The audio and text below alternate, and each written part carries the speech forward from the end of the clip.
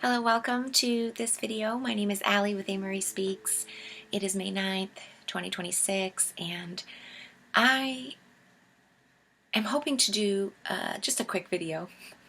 If you're interested in hearing me talk more about positive systems or toxic positivity, as I'm going to kind of just go over quickly today, I have a ton of other videos over the years that I've talked about systems, that I've talked about energetic exchanges from this angle that I'm going to speak about now, which I don't hear a lot of people talk about out there in the world as far as I seek.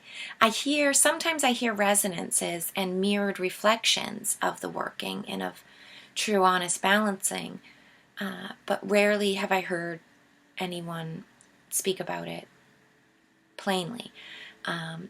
Most of what you hear is like these big sections of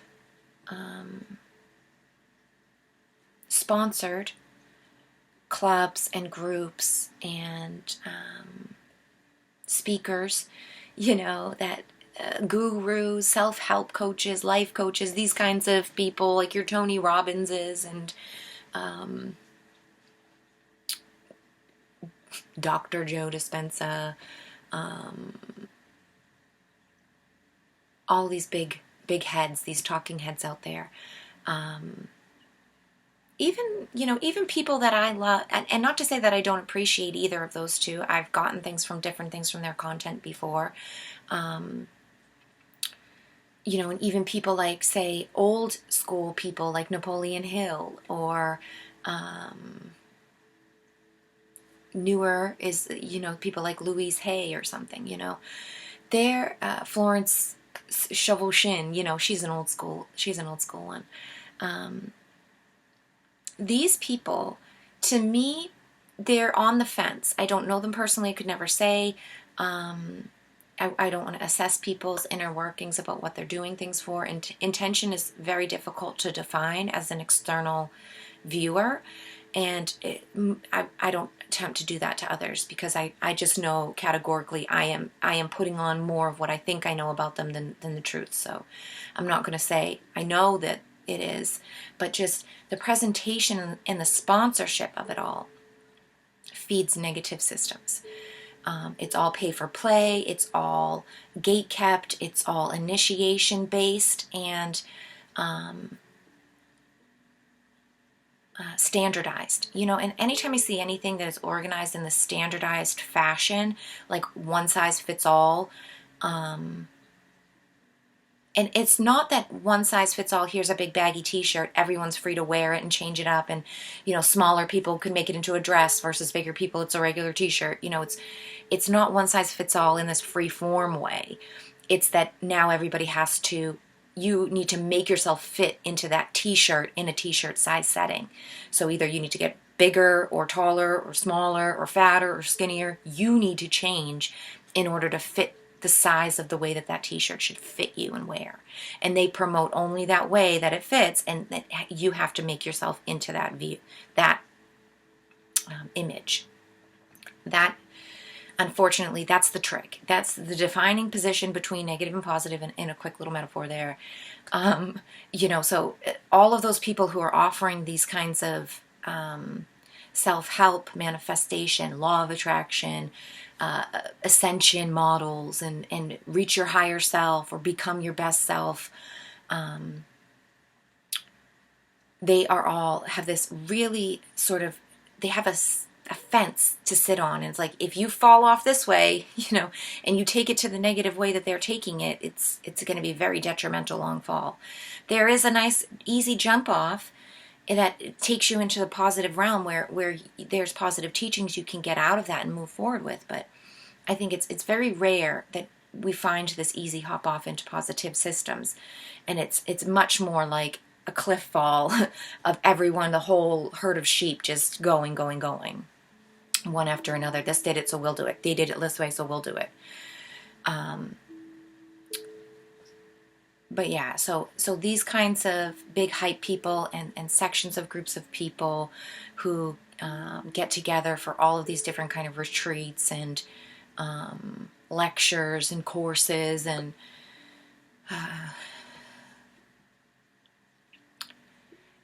to me, it feeds and promotes toxic positivity, and it ignores what is true positive productivity. Okay, so with that kind of little preamble out of the way, I just hope to put clearly in front of all of us, or anyone who cares to listen to me and watch this video, of course, that toxic positivity is a forceful thing. The fact that it's forceful in itself negates the word positivity at the end. It's like sugar-free candy. What? If you want candy, if you need that sweet treat, if that's what you like and want, just have it. Don't go for some kind of false version of healthier candy that now what? You're tricking yourself that you could feel good about eating it? Just eat the candy. Know it's kind of bad for you, and like brush your teeth after. Don't eat a whole bunch of it. Don't eat it every day. Whatever the balancing act of it is, just do that. Because when we eat sugar-free candy, or you think you're doing the healthier version of the bad thing, it's like okaying that. And then you tend to eat more of it. You don't tend to do the teeth brushing afterwards, the action. You tend to binge on it or have it every single day because it's okay and good. And that hurts us in the long run, because it creates this avalanche snowball effect where until you don't notice the symptomatic repercussions until it's too far gone.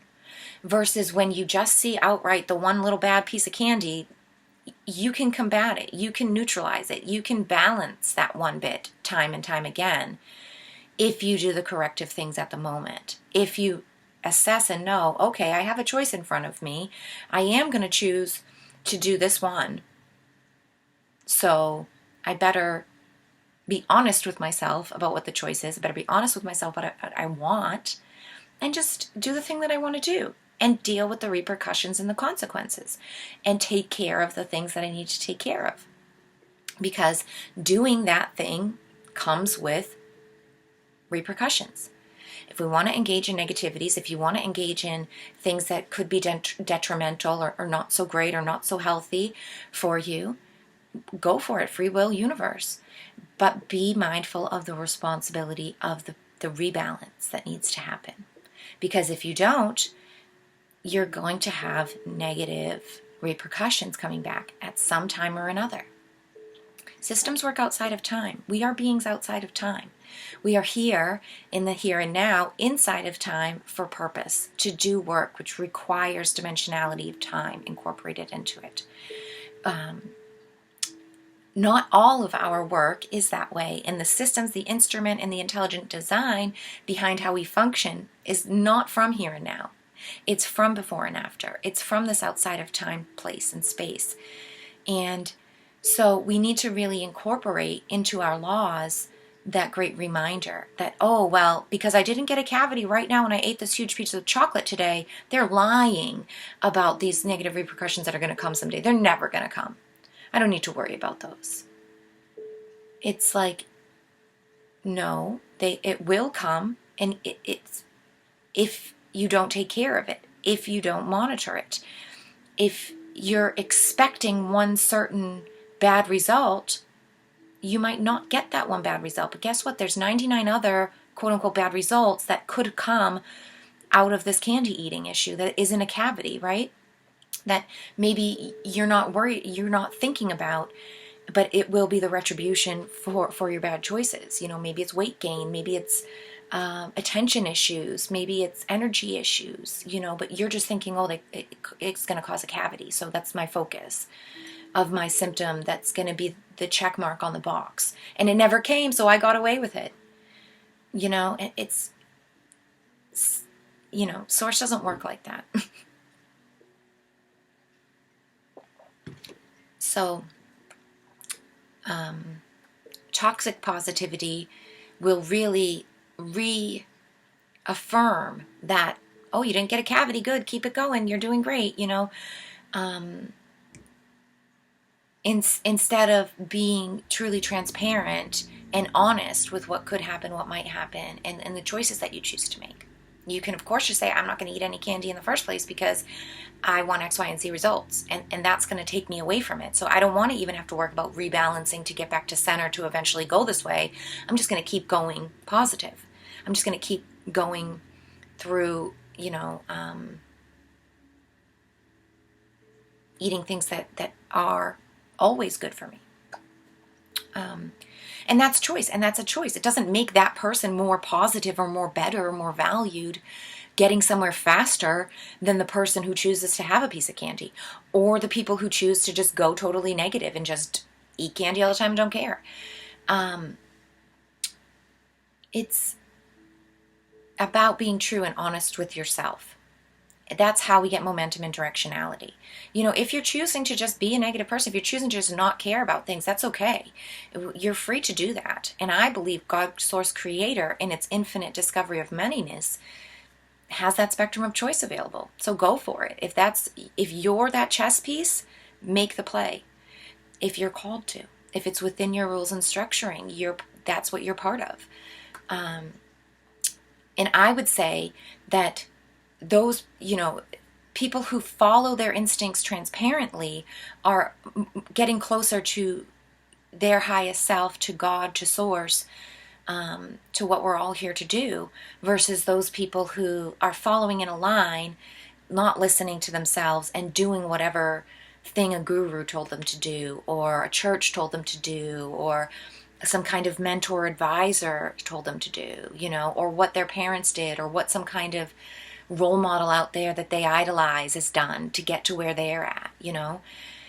We're not supposed to make ourselves into anybody else. We are already, instilled with this service, instilled with this jigsaw piece puzzle shape that fits the whole puzzle in one spot that it's meant to be in. So I think true positive productivity will always open us up to this transparency and give ourselves space to assess things honestly. Toxic positivity doesn't allow for that. It looks for the signaled, labeled, quote unquote positive thing, and it just leaps at it. And it just says, you have to do this, you have to be this. And then you're positive. And it doesn't encourage transparency and honest assessment. It encourages seeing just positive things. And that's going to be just as dangerous of an imbalance as if you just see negative things, So yeah.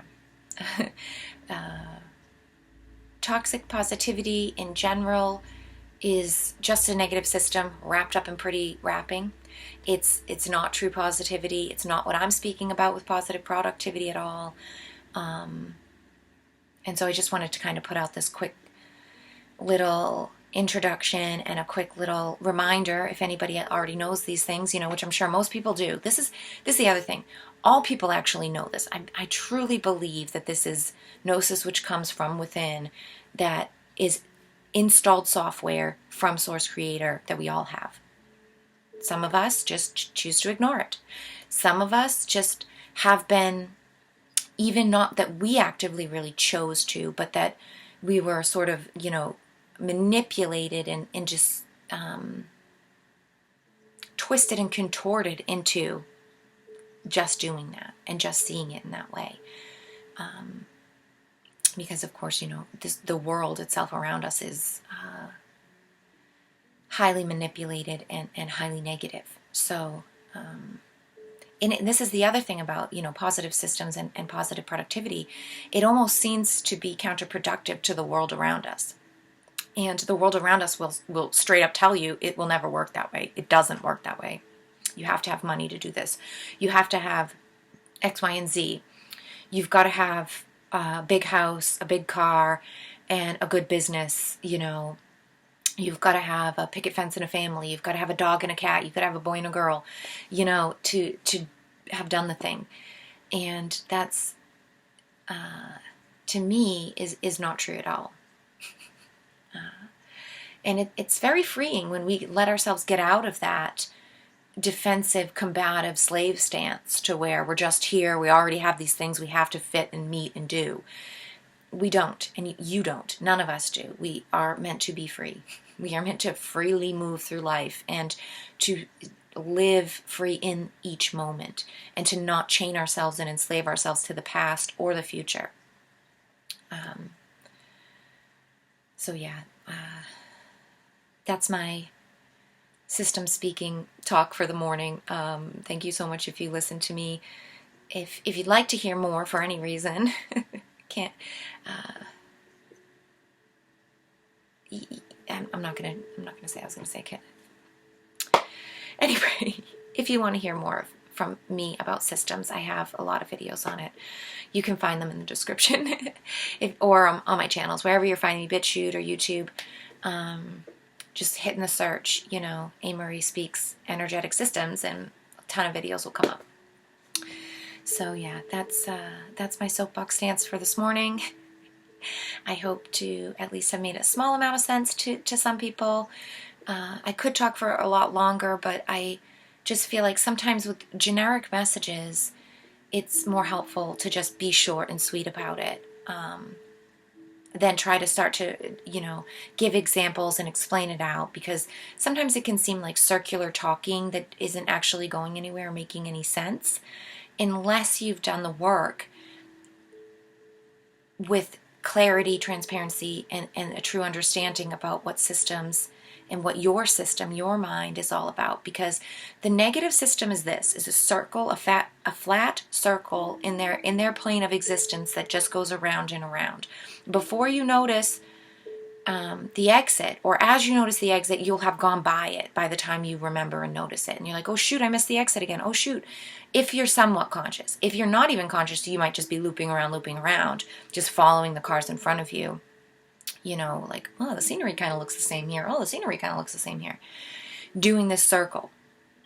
What perspective, understanding, and knowledge of systems changes within us, it doesn't change anything about actually the motion, really, even, because the negativity hides in this motion, the truth of the motion.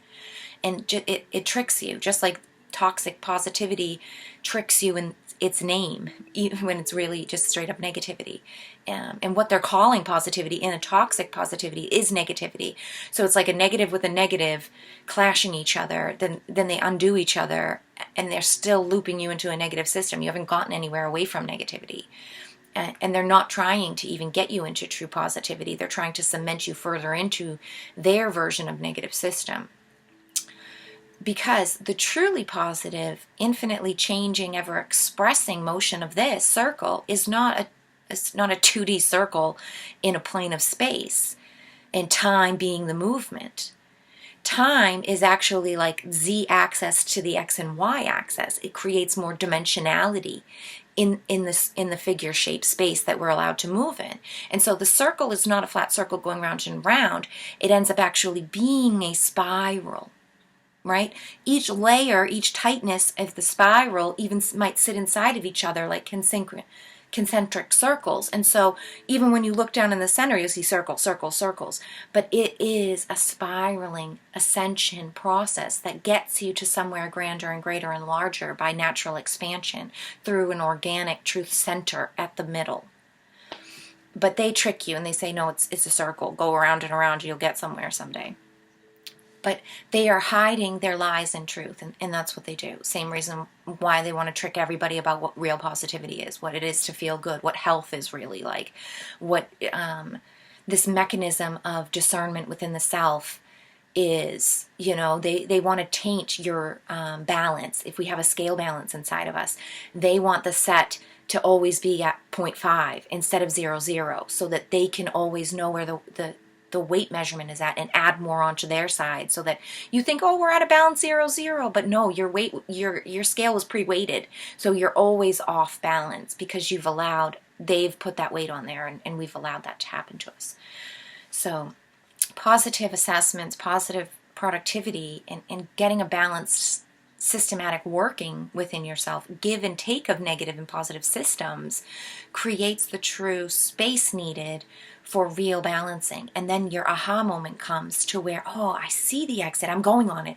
And you get up to that next level. And yes, it's still the same motion, it's still the same place, but you have a larger circumference now. You have a larger expansive space to move and see that center point of truth from different angles, proximity and distance now, and get a bigger picture view than the tighter view you were at the level below it, sort of. And of course, I'm using all these air quotes and this kind of thing to try to say that the words I'm using are templistic words, and they mean many things at different levels to different people when they're at that level.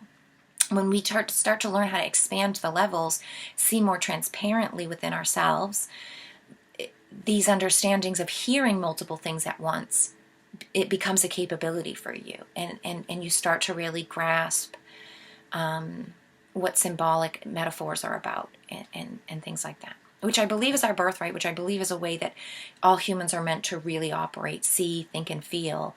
But we've been kind of like a hose clenched up by set and setting and the parameters here, and perhaps the archonic overlays and things like that close out and stifle those mechanisms of that balance and that awareness.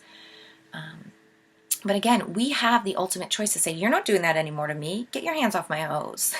You're not clenching the pipe. You're not going to bend it here or anything anymore, and you might feel it come back, and you might find out that it's you doing that motion. It's not some kind of external archon or demon or thought that you thought was in there. It's a fraction personality of you. And then when you have that discovering, you can go like a friend in there and be like, bro, what is wrong with you? Why do you keep sneaking up out of the shadows and clenching the hose on us? We're having a great sprinkler summer day, running around, and randomly here you are trying to spoil everybody's party. Come in the sprinklers with us. Or, oh, that's not for you. You don't like the water? Go sunbathe over there. You're welcome to do that. You're not bothering us over there. Or whatever they want to do, because they might have inside their mind that they're not allowed to do those kind of things off on their own that would inspire them and make them feel good and worthy and a part of the whole summer fun day outside, and so they want to ruin everybody else's time, crank up the hose because their time feels spoiled to them, and if we never pay attention to that aspect of self, if we never go and look and watch and question or take time to know them or want to give them a compassionate, empathetic solution that serves the whole day, that serves everybody at this sort of summer party, it can never, it would just be like, oh, go away, stop pinching that hose, sit down for a timeout, like, go inside, we don't want you, we don't like you. These kind of things happen. And that's just going to make that problem worse. It's never going to solve the problem. And the problem might never be actually completely solved. That might be a layered issued aspect that might here and there, even on days when you see them out there having a great time, randomly someone else might come up and start doing that. Or they might need multiple layers of working to eat. So they might sneakily once in a while come around and just fall back into a bad habit of doing that again for the reaction and response of the others, because they get something out of the response.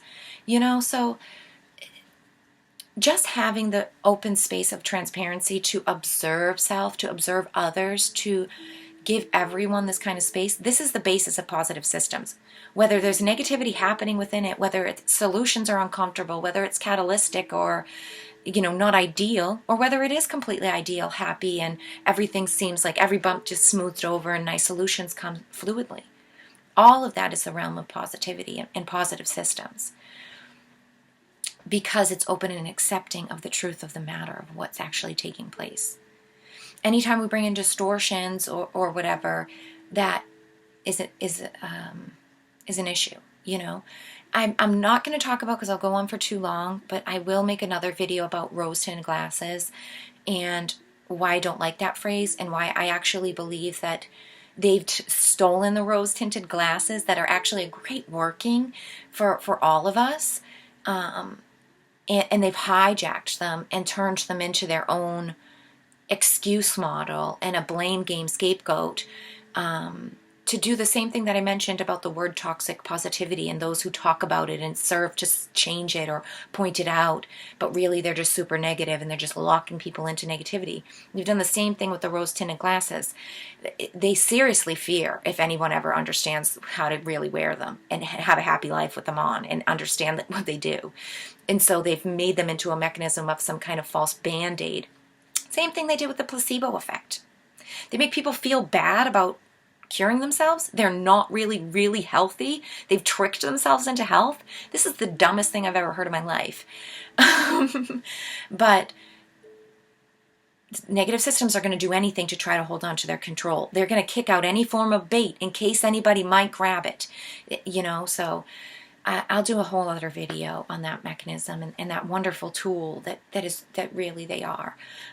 So you can look forward to hearing me blab on about that perhaps tomorrow. Maybe later today if I have time. I might come back later in my Saturday even and record that, so we'll see. But for now, thank you for listening to me on this kind of attempt to be quick, even though now I'm into almost a half an hour. Classic. But yeah, thanks for listening to me, and I'll see you next time.